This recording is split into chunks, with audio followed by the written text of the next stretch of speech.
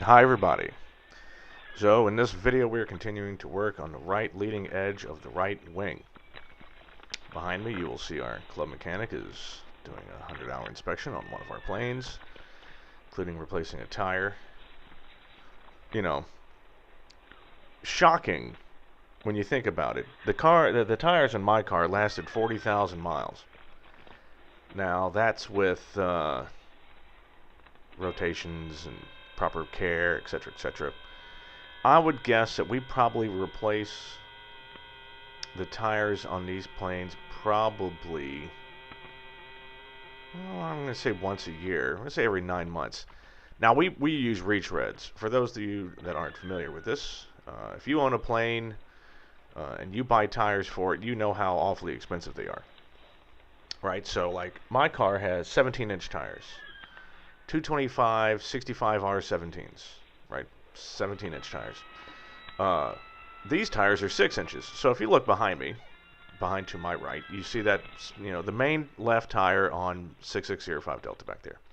That's a 6-inch by 6-inch wide tire, 6-ply, right? And it's tubed, right? Because we can't trust the tires on our own. These things have to be tubed because we don't have wheels. It doesn't matter. So that's only a 6-inch tire, right? Those things, brand new, are more expensive than the tires I put on my car. And I just put a new set of tires in my car, uh, and it's shocking. And the tubes are like 65 bucks a piece, minimum. The tires, I think I got those tires, so we buy retreads. Instead of buying new tires, now this isn't something that you would do for your car. In fact, I'm not sure of anywhere that actually would sell retreads. So we buy retreaded tires. Work perfectly fine. But these things have to be replaced. Well, actually, the ones we just replaced there just got replaced in April. Right, this is May, June, July, 5 months. So in 5 months, we've had to replace those tires. Now, the thing, if you think about it, it's like, well, what kind of, these don't do 40,000 miles. No, they probably do like 50 miles. And yes, there's a slight difference between regular car tires and airplane tires. Airplane tires sit motionless most of the time, and then they go from motionless to whatever your landing speed is, in a heartbeat. And chances are you're landing hard, or chances are you've got your foot on the brakes. That's just a little dig towards the members of my club. Stop putting your damn foot on the brakes. Actually, that's a good point. Let's bring this segment back. To all those pilots that like to land with their feet on the brakes, go f*** yourselves. Actually, I think I listed that one out last time. No, it doesn't matter. What does matter is what I'm doing here on the build. So, all of the ribs have been deburred, and so now is the time when we are putting the skin inside the cradle. We are Clecoing up all of the ribs in place, and this is for two things. One, we're going to fit the J-channel in there and do all the match drilling to make sure the J-channel is straight. And then we also match drill the very top holes of the sides of the ribs, and then we disassemble the whole thing.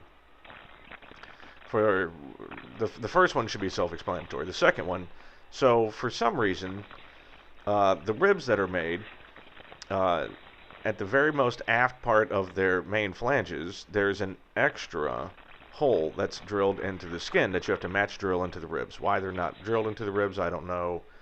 It doesn't really matter. All that really matters is that they're there, and you have to match drill them. So you set this whole thing up, you do all this work to match drill the J-channel and match drill the extra holes, and then that's it.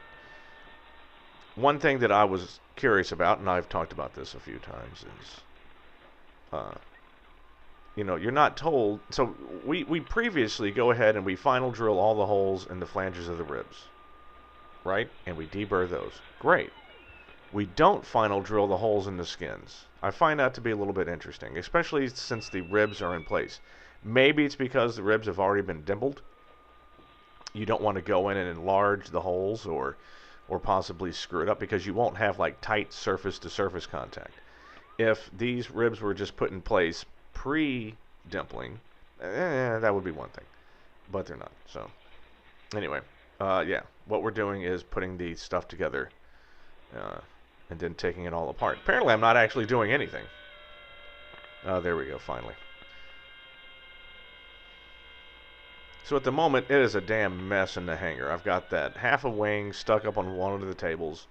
The other table, I've got this thing up. I've got those 2x4s, which, you know what, I don't technically need those. I'm going to take those off today. And I've wheeled the other wing over, which you'll see here in the next video. Because I'm going to retrofit the stiffeners in like I did for the right wing.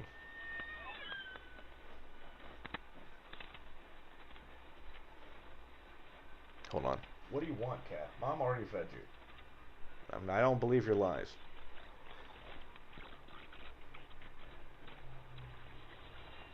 Sorry about that. One of my cats continuously thinks it needs to be fed.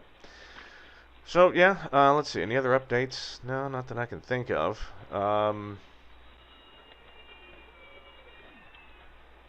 One of our planes isn't back yet, and I'm supposed to go camping with it this weekend. And by God, if that, I'm gonna be pissed. Had to get the entire prop overhauled.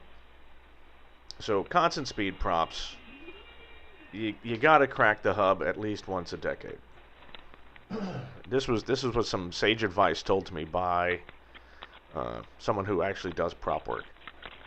You gotta crack the hub at least once a decade. Now, for those that don't know what I'm talking about, so constant speed props are blades that you can twist to get more efficiency out of them depending on your speed. Well, you gotta crack them once a decade. We didn't, and we're paying for it. It's having to do a complete overhaul. Because of that, this plane's 100-hour inspection is now taking 4 weeks. So, and I'm supposed to be taking it to go camping this weekend. I can only hope that it's done now, so I'm keeping my fingers crossed and everything. So, here I'm working on the splice strip, which I will talk more about in the next video. That's the strip that holds, and I've talked about it before, between the tank and the leading edge. So, anyway, we're just going to keep working on that, and I will see you soon.